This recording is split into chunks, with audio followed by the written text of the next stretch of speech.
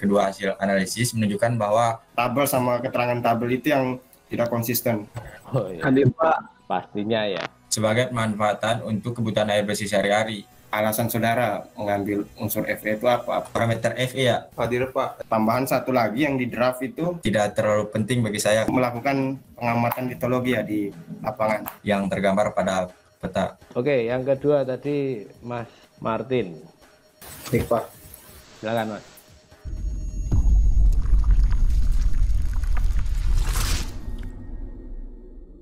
Oke, mungkin Assalamualaikum warahmatullahi wabarakatuh. Selamat pagi. Mungkin yang terhormat kepada Bapak Septian Enasta SSIMM dan yang terhormat kepada Ibu Insinyur Dwi Ida Purnamawati MSI dan teman-teman. Mungkin di sini saya mengucapkan selamat buat Mas Eko telah selesai presentasi seminarnya. Di sini yang pertama mungkin saya mau kasih saran. Mungkin sarannya tadi tidak terlalu banyak, mungkin ada di halaman 7 mungkin ada kata-kata yang typo, misalnya instruksi, seharusnya kan instruksi, terus mungkin pada judul peta mungkin tanda komanya mungkin dihapus, mungkin itu.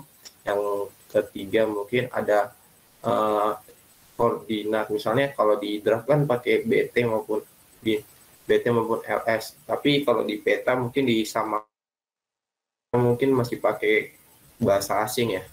Nah, mungkin selanjutnya saya masuk ke pertanyaan.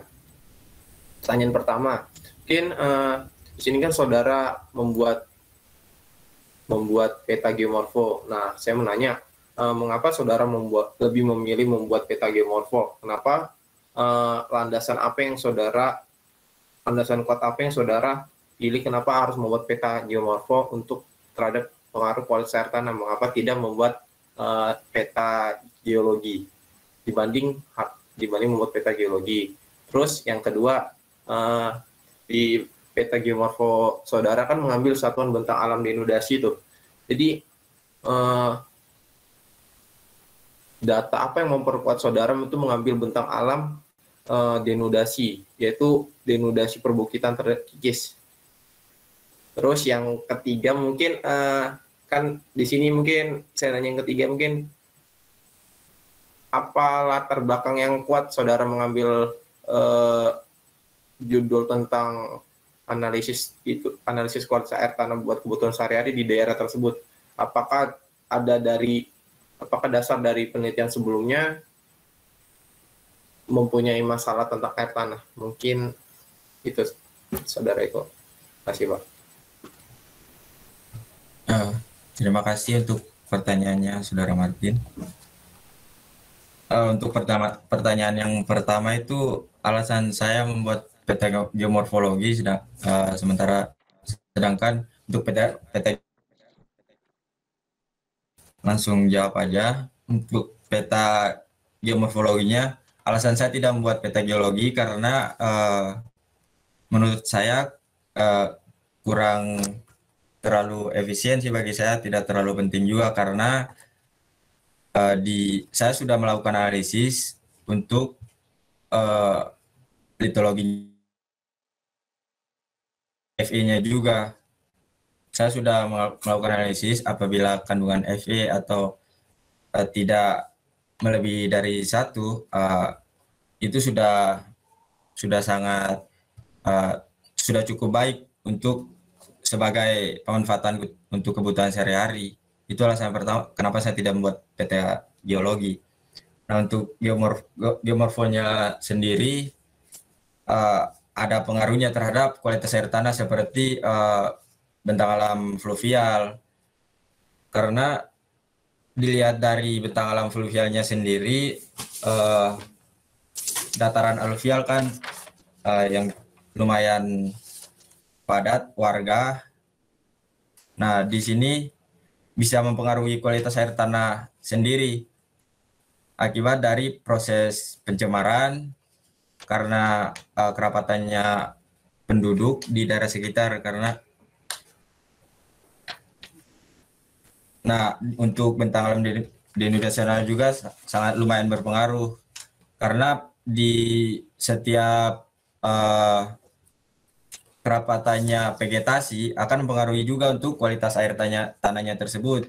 Semakin rapatnya vegetasi, semakin baik juga untuk kualitas air tanahnya. Dan sedangkan untuk yang vegetasinya sudah kurang atau kerapatan penduduknya sudah mulai memadat, akan mengurangi juga untuk kualitas air tanahnya tersebut. Mungkin itu yang jawaban yang pertama. Untuk yang kedua tadi, ini ya, alasan saya mengambil satuan bentang alam dan nasional ya. Iya, Mas. Alasan saya mengambil bentang alam dan nasional karena menurut saya daerah tersebut ini apa cukup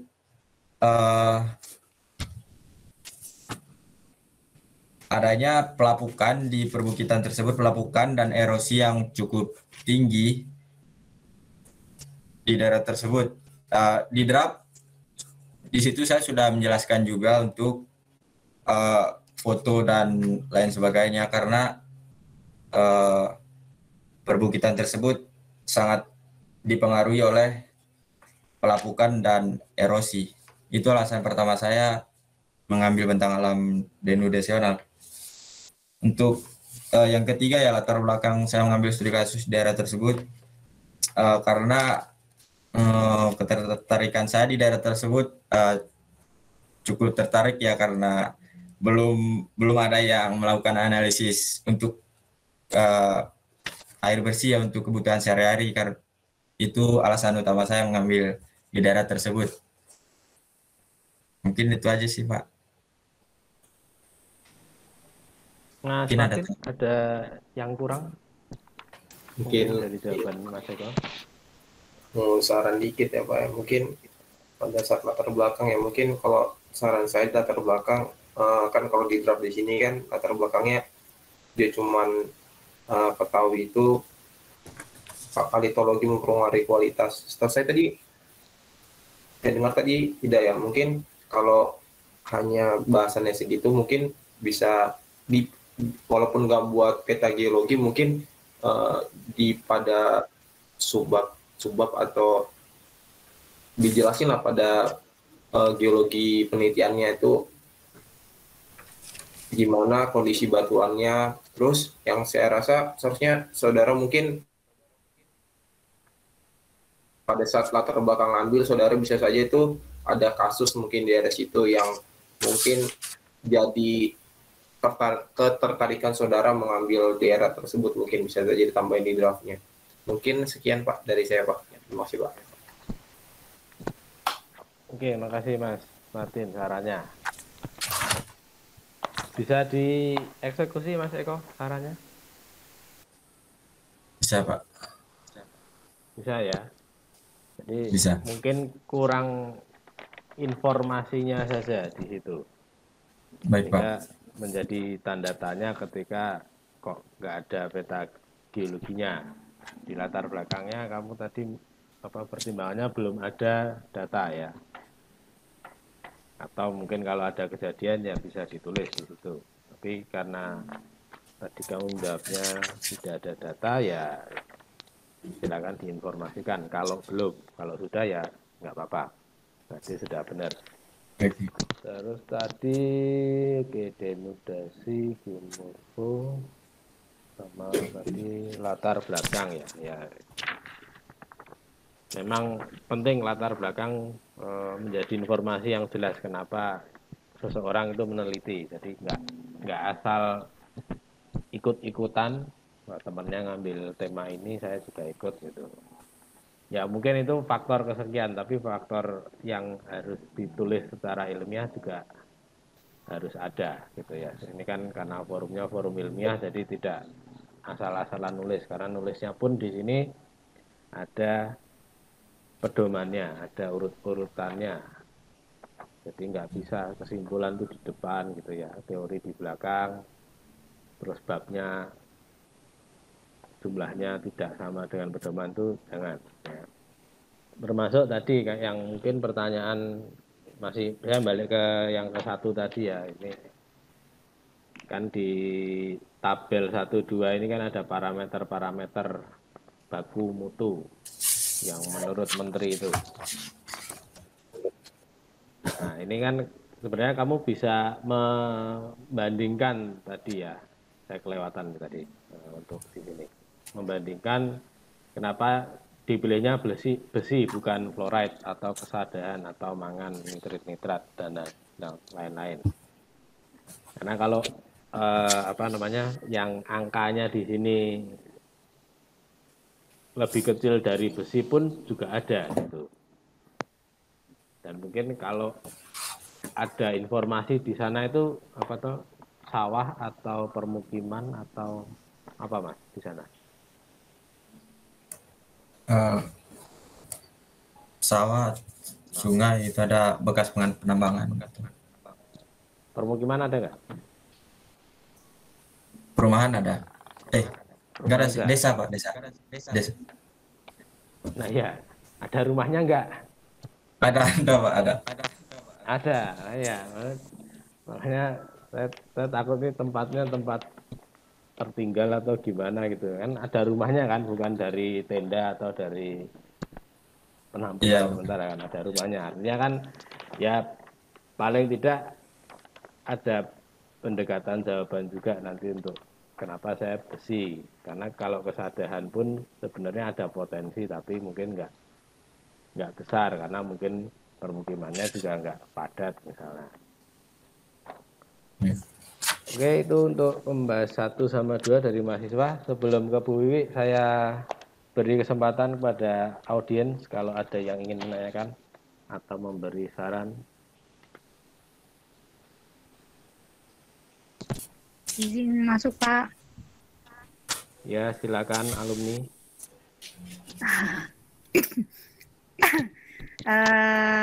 Izin bertanya.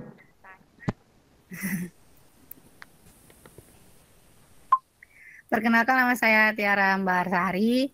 Izin bertanya kepada Saudara Eko. Sebelumnya saya ucapkan selamat kepada Saudara Eko sudah menyelesaikan seminar. Yang pertama saya mungkin mau ngasih saran. Alangkah baiknya untuk unsur kimia, untuk parameter kimia, kan kita sudah kan Mas Eko udah mengetahui tuh litologi yang ada di daerah penelitiannya Mas Eko. Nah, di litologinya itu kita harus tahu juga dia tuh unsurnya apa aja, unsur kimianya. Nah, barulah kita masuk ke parameternya kayak gitu. Jadi kalau boleh tahu nih unsur yang di TUF sama Breksi itu kira-kira unsurnya ada apa aja ya Mas? Biar bisa masuk ke parameternya gitu Mas. Kalau misal Fa nggak ada unsur Fa-nya kan buat apa? Buat dari parameternya kayak gitu. Iya. Untuk ini ya apa? Unsur kimia yang ini yang di litologinya Mas. Kan biar bisa masuk ke pengaruhnya gitu, ke parameternya gitu. Kalau misal nggak ada sangkut pautnya sama unsur kimia terus dijadiin parameter kan sayang gitu loh Mas. Untuk yang di litologinya tuh nggak dilakukan penelitian secara berlanjut ya. Untuk litologinya itu kita lakukan pendeskripsian secara mikroskopis saja, tidak secara mikroskopis. Jadi kurang begitu ini tentang mineral-mineral yang terkandung di dalamnya sih gitu Mbak. Oke. Sudah? Itu untuk saran aja sih ya itu saran aja. Tapi pertanyaannya belum Pak. Pertanyaannya itu kan parameternya kan biasanya ada fisik, kimia sama biologi ya Mas ya? Iya. Ya ini yang saya tahu gitu kan ada 3, sedangkan Mas Eko kan hanya 2 gitu. Kenapa alasannya? Sedangkan ya menurut saya yang biologi juga penting karena kan untuk bersih-bersih kan, kalau badannya kena bakteri atau lain kan mungkin bakal terjadi apa-apa gitu loh Mas. Jadi alasannya kenapa gitu nggak pakai yang biologi gitu loh Mas. Alasan saya tidak mengambil parameter biologinya karena untuk kebutuhan sehari-hari gitu nggak terlalu ya karena hanya untuk kalau untuk kebutuhan sehari-hari kan kayak eh, cuci beras atau apa kan itu sudah direbus juga kan. Jadi untuk parameter biologinya kurang terlalu penting juga sih untuk kebutuhan kalau cuma untuk kebutuhan sehari-hari gitu. Terkecuali ini apa studi kasus saya mengambil tentang untuk kualitas air minum itu sangat penting sih karena ini kan mikroorganisme kan nggak ini harus dianalisis begitu. Mungkin itu aja sih. Oke, oke. Terima kasih Mas Eko. Ya, sama-sama Saudari Ambar. Sudah, Mbak Ambar? Sudah Pak, cukup Pak. Cukup. Nah, kalau udah ST pertanyaannya lain ya, bobotnya. Saya bantu jawab ya. Litologinya ada tuf, ada breksi pumais.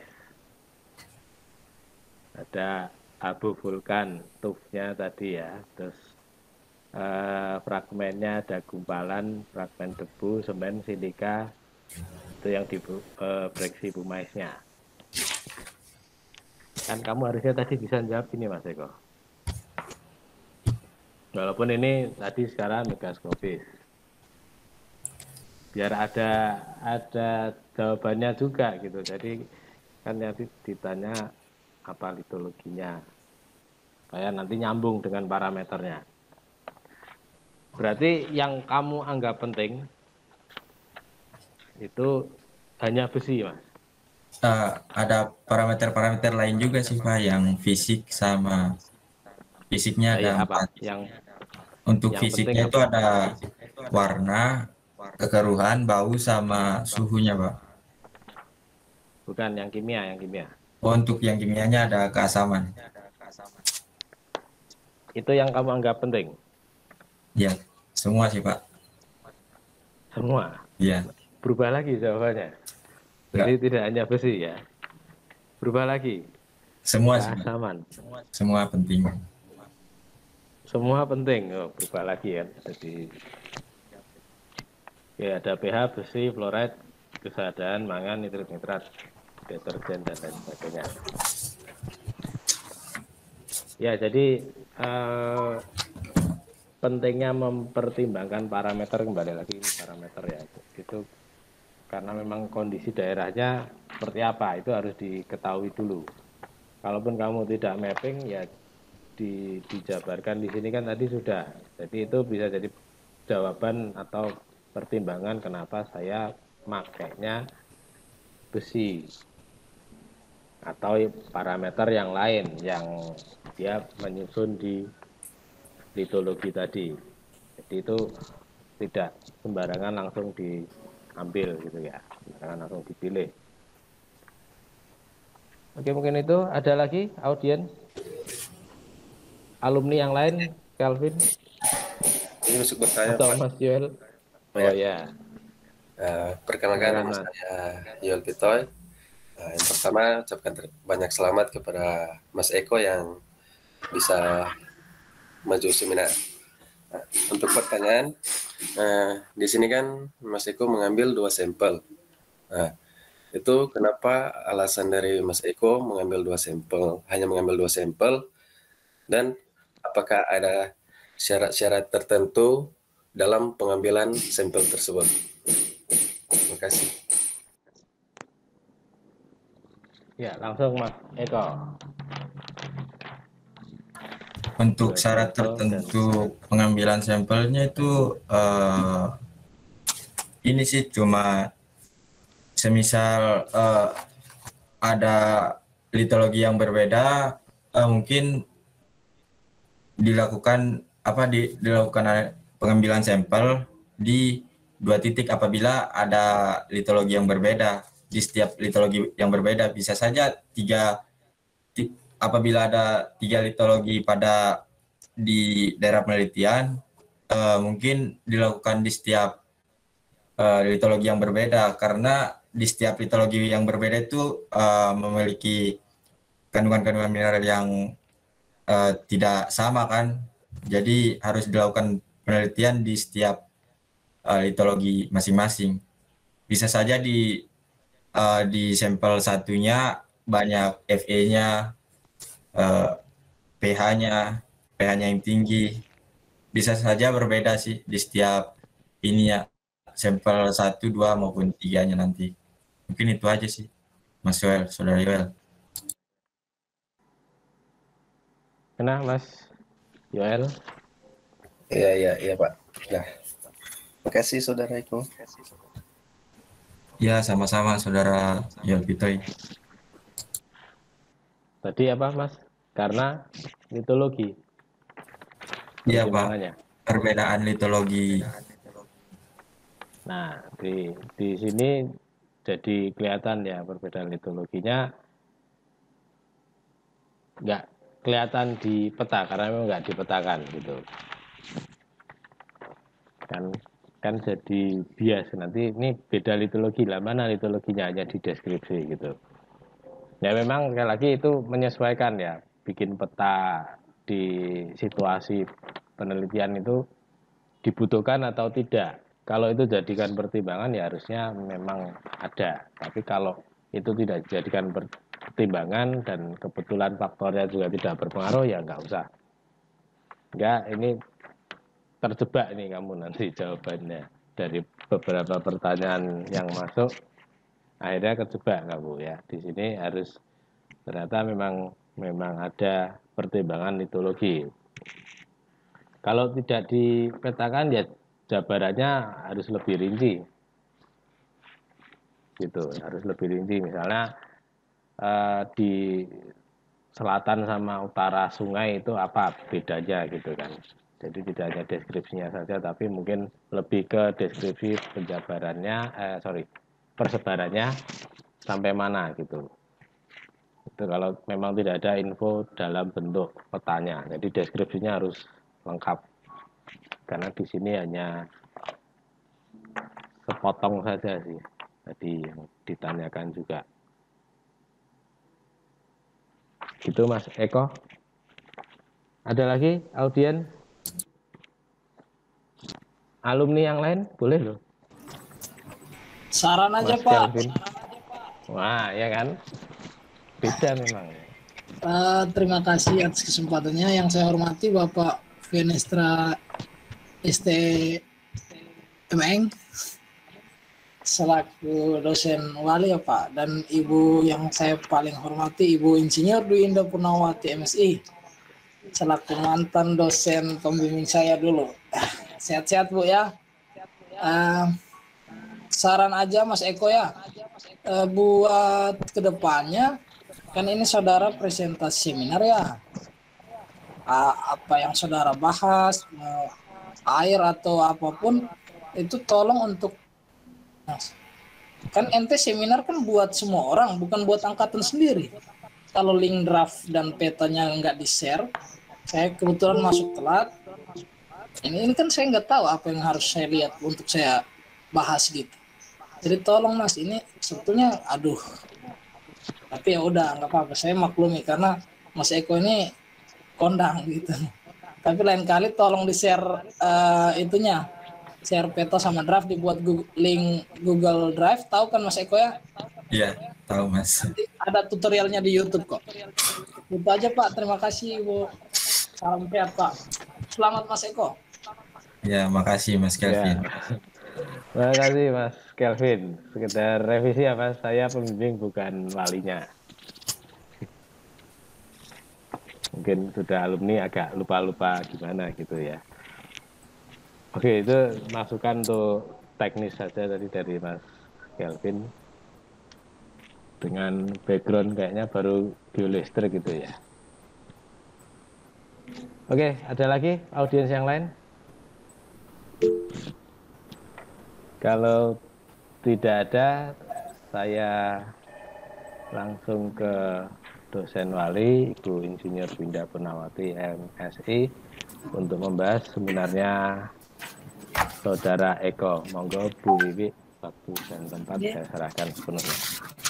Terima kasih atas waktunya Pak Septian. Saudara Eko.